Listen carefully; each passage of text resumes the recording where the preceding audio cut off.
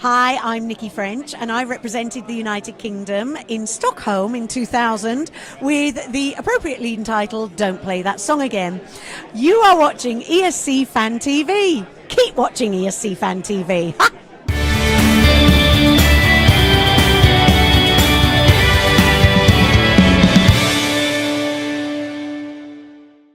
Hi, I'm Tom Hughes from ESC Fan TV, and I am with the lovely Nicki French. Hello. Hello, how are you? I'm really good, thank you. It's very busy in here, isn't it? It is absolutely mental. Now, do you know what? I have to say, how many years is it you've been hosting? I'm trying to work it out. I think it's 12. It may even be more than that, but it's definitely 12 that Paddy and I have been doing this. Crikey. I mean, you'd have thought they'd have got some decent presenters by now, wouldn't no, you? come on. It's tradition. It's almost as much tradition as Terry Wogan. God rest We his soul. just have such a lovely time. We've probably got the same jokes since 12 years ago. I don't think they've changed. And Paddy wears the same jacket since 12 years ago. That hasn't changed. But I've got new frocks. I've got new frocks for tonight.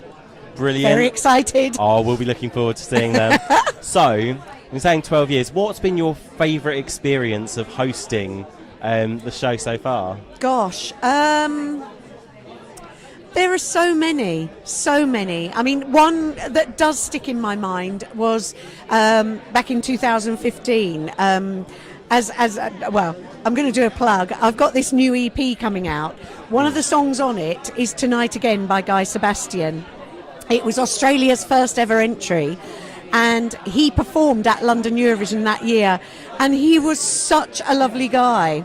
Glenn Vella from Malta was a lovely guy. You know, there were so many lovely people. I mean, I remember when Mons came and sang as an entry before he won. So Conchita, Conchita is good friends with one of the organisers. So Tom turns up, just he's always got an invite, and he turns up and he does a couple of songs.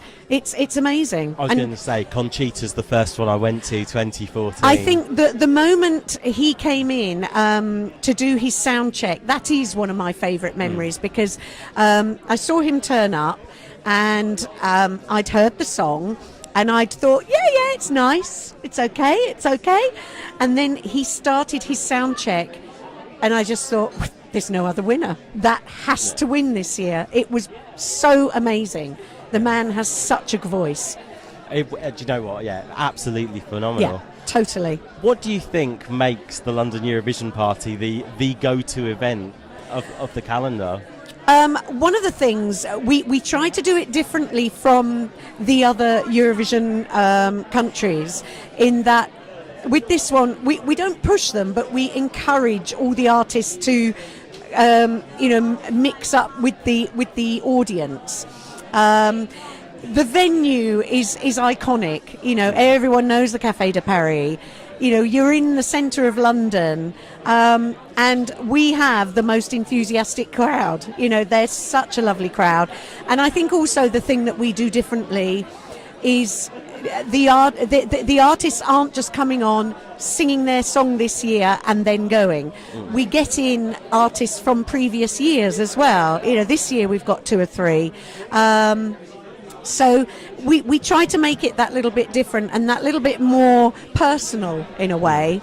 And I think and I hope it works. Yes, people all moan about the price of the drinks and the price of the ticket and so on. But as Kabir, one of the organisers, said, you're seeing so many artists. You're seeing like 25 artists and the ones from previous years.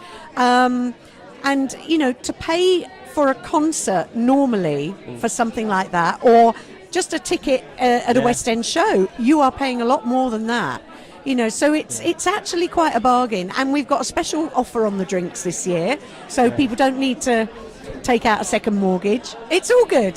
Which is brilliant, and I think, I was going to say, if you take the price of a ticket and you think this runs from like 6 p.m. through to like 2 a.m, 3 a.m, and you divide that up, it is actually the price of like 3 or 4 concerts. And straight after the show, they have the disco. I mean, as soon as I've got my frocks all packed away, I'm there on the dance floor. I have such a great time. And I do keep going to the DJ box and saying, can you play this one? Can you play this one? Can you play this one? Now, have you listened to all the entries for this year's contest yet? I did very briefly. I went through them a couple of weeks ago.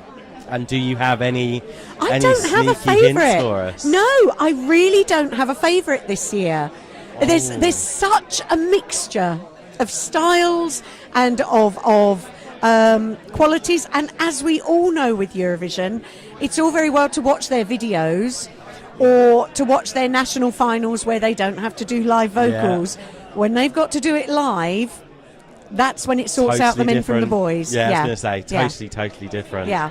So, and also, every year, you'll get a hot favourite with the fans, but it may not do very well on the night. Yeah, very true. And I'm thinking of Verona from a couple of years ago. Verona, where everyone Kate thought, Ryan, yes, a few years before. Yes. You know, there's quite a few that have happened like that.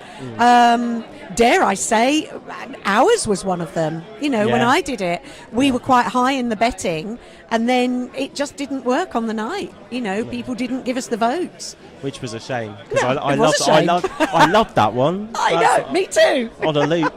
But speaking of that, are we going to get a rendition of it again tonight? Oh, it's kind of tradition now that I close the show with it. Yeah, brilliant. Yes. The dress is packed. But I'm also singing one of the songs from my new EP tonight.